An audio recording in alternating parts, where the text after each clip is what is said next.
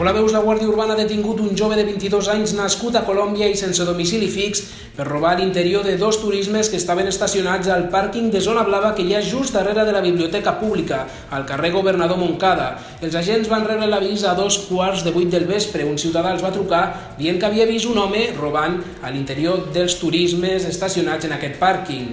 Els agents, una hora després, van localitzar a un jove de 22 anys, el qual van identificar, i van veure que duia una motxilla, a l'interior de la qual portava diferents objectes, com ara unes ulleres de sol, unes sabates, un GPS i una bateria, entre d'altres objectes.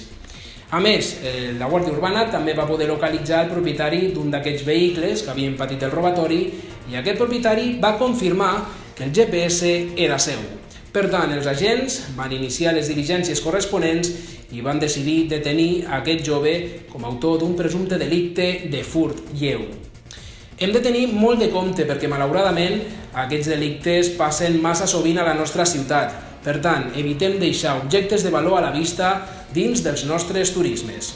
Això és tot. Moltes gràcies per la vostra atenció i més notícies i més veus a les nostres xarxes socials. Fins aviat!